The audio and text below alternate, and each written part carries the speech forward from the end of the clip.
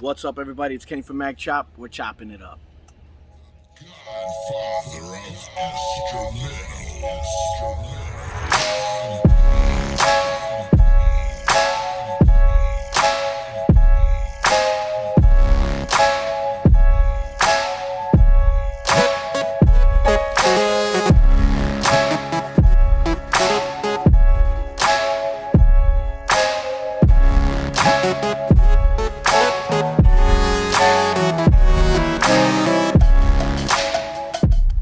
All right, welcome back to the show. So glad you guys are here. If you have not hit that subscribe button, make sure you do it now. Hit the little bell next to it so you always know when I put a video up. I got an interesting show for you guys today. I want to talk about something that I've struggled with and that I think a lot of entrepreneurs struggle with, and a lot of people just don't understand the concept of it. And I'm still trying to grasp it, but I want to kind of help you out, maybe give you a little guidance, point you in the right direction. I want to talk about pricing, the dreaded pricing. Being in business has taught me a lot about products, about service, about pricing, about competition, about being competitive, but also knowing your brand's worth. And so I am building MagChop to be a luxury brand. With the quality that I have, with what I'm going for. The reason I'm so finicky about my quality is because I'm not charging a little bit of money, but I'm not also charging a little bit of money because my products are very expensive to make. So because of my cost, it ends up, going forward. And this is what happens when you have a good product, is that it's not cheap to make. Anybody can go on some of these websites where, they're going to print you up. Like, for instance, some leggings. They can print you up some leggings and everything, but by the time you wear them 2 or 3 times, they're stretched out. They're not comfortable, or they don't look right. They don't have the fit that they had. Shirts that shrink or fade heavily. These are things that I try to avoid. The mugs, I've had my mugs for years. Some people have told me, hey, listen, I've had my mugs 6 years, still looks the same as the day I bought it. The reason is because of the quality. I'm very, very intricate about it. When you look at the 15-ounce mug collection, like this one right here, so this one is called the Journey. This will be the mug retiring this year. So if you do not have the Journey mug, you definitely want to get it, because you won't be able to get it after the end of the year. But the thing about these mugs is that they're coated in America. They are cast in China, so at the bottom it does say made in China, but they're coated and printed in America, which makes them safer. The quality that is required for American products is a little bit higher. The standards are a little bit higher. And so that's why I'm very cautious about making sure that people understand that when you're buying something from MagChop, you're buying something of quality. We are a luxury brand. So how do you price these things? How do you figure it out? So I have like some ideas. Okay, so number one, my first idea would be your time, right? Your time, your creativity. These are intrinsic values. And a lot of people don't understand what intrinsic value is. So I'm going to give you an example. I had a friend of mine call me up and say, hey, listen, I'm in a jam. He had a nightclub and the toilet was leaking. So they bought the seal kit, and he says, I've been working on this thing for 8 hours. We've tried it different ways. The toilet still leaks. I don't know what I'm doing wrong. And he says, and I called this plumbing company, and they want to charge me $180 to come out here and reseal this toilet. And I said, all right, well, I used to do that for a living. I'll come check it out. So I get there. Within 7 minutes, I'm finished with the toilet. And I come outside and I said, hey, it's done. And no way, it's done, right? So I bring him inside. We test the toilet. We flush this thing 3 or 4 times. No leaks, no issues, nothing. It's working properly. And he says, man, I don't get it. These guys would have came out here for $180, and they would have charged me for 7 minutes worth of work. And I said, yeah, but you've been working on it for 8 hours. You see, you didn't know how. So you're not paying for experience or hard work or physically hard work. You're paying for the knowledge that it took, the years that it took to learn how to do that, or the time that it took to learn how to do that. So that's intrinsic value. So you have to understand your intrinsic value. It's your creativity is intrinsic, because not everybody can do exactly what you do.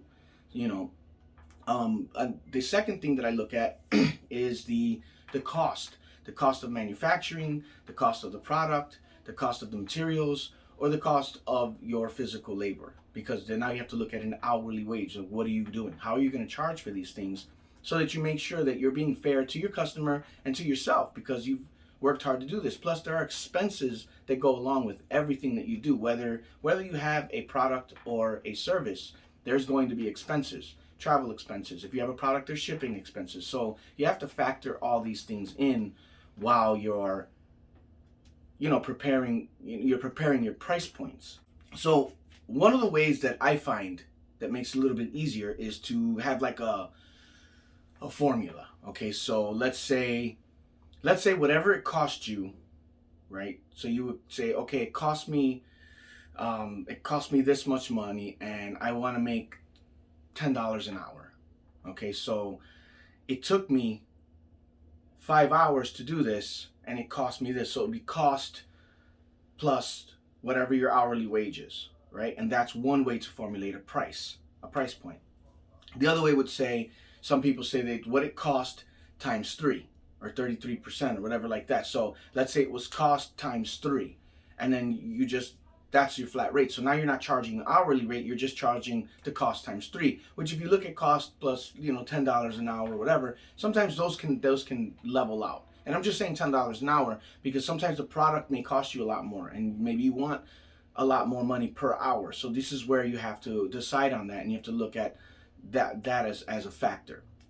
Some people will have cost times 3 plus hourly wage that they want to get. That they say, okay, well, this is what it cost me in materials. I'm going to multiply that bad boy by 3, plus it took me 5 hours to do it, and that's how you factor in your cost. So there's 3 different models that I know that I've been using to be able to price my products, and this is what I'm recommending you do, is you take a look at it. And then the other things you got to look at is all the extra costs that are associated with doing business. Like I said, shipping.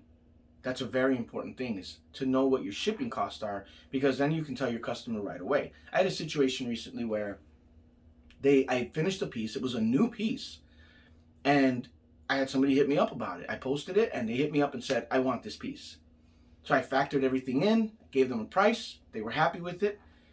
I got the piece printed, I got it framed, and I had to ship it.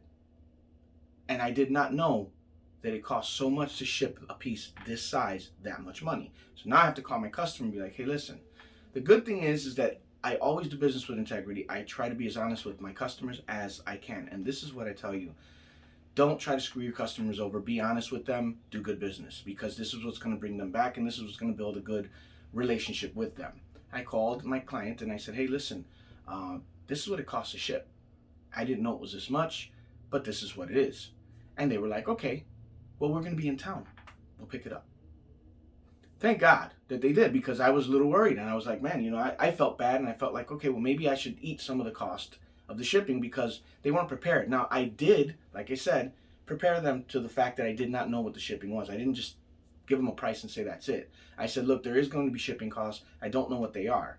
So they were prepared for a shipping cost. I just wasn't prepared for how much it was. So when I had to relay that information, they were just as surprised as I was. But it all worked out in the end. But this is why it's important to know your products, know what your costs are. And there's going to be times like this where you're going to experience new items that you're putting up, and you're like, oh man, I didn't know that. And there's times that you're going to eat it, and there's times that you're going to have a fair customer that's understanding. Or in my case, I had a customer that happened to have me coming into town, and they were able to pick up their product. So you want to look at all those factors. You want to look at the cost. You want to look at all your expenses, shipping, manufacturing, what it takes to do it, your intrinsic value. You want to factor that in. Then you got to look at your customer. Who are your customers? Who are your clients? Okay, what do they like? What are they into? And this is part of your niche market as you're building your brand, and you have to know all this stuff, because it's going to factor in how you price your product. Because there are times where you're going to have a product that maybe you sell at one show a little cheaper, and then at this show you sell it for what its value is. So your products. If you go to a lowrider show, you'll probably be able to pick up a mag chop piece a little bit cheaper than you would if you were to order it. Because I'm at the show, I'm trying to make sales, so I'm going to be a little bit more lenient, and I have my price point set at a point where I have some leeway, so I can work with my clients that are there. Not everybody there is there to buy art, so when you do get that person that's there to buy art, you want to give them a pretty good deal, because what's going to happen. They're going to go and they're going to look at your website, and they're going to say, wow, I would have paid this much, I got it for this much, right? So what are they going to do? They might want another one. They're going to come to that next show, or they're going to say, wow, it's worth it, let me buy this. And so this is how you start building those relationships with those customers and things like that. Then you got to look at your competition. Look at who's got similar products, because you want to be competitive with your pricing. like I said, I'm Mad Chop being a luxury brand. It's a little more tedious of a line to skate. You know, my mugs are the similar mugs to a world's most renowned nautical artist carries the same mugs that I do, right? But their price point, being who he is, it's $60 per mug. My mugs are not that much, but they're still higher than a mug that you would get at Bed Bath and Beyond. So there's a price point difference. But I know my clients. I know who my audience is now. It took me years to learn that. So it may take you learning. You listen. If you get it right away, that's great. But I didn't. I had to take it. I had to learn. I had to make mistakes. And believe me, if you're starting your own business or you're running a business or you're an entrepreneur, you're going to find yourself in these mistakes. So it's better to get them all out of the way early. You're going to have to go through them, accept them, work on it, study hard so that you understand what your model is going to be for your price points and everything like that. Because that's going to be important to making sure that your brand succeeds. So those are the things that I look at. So I want to talk a little bit now about a movie I got coming out called Negativity. So I've worked with John Vargas on several movies. If you look at Gabby's Revenge, I have a quick cameo in Gabby's Revenge. I have Loyalty or Betrayal. I have lines. I've done quite a few films with him. These were short films that I did, and this is a full-length feature film that I'm working on with him. We just finished it. It's in post, so we should be coming out soon. So start looking for Negativity. I will be posting it. We are working on another poster. There's 2 posters out there now. I'm working on another one that hopefully gets picked and everything like that. But the movie is really based on the whole situation that happened with COVID.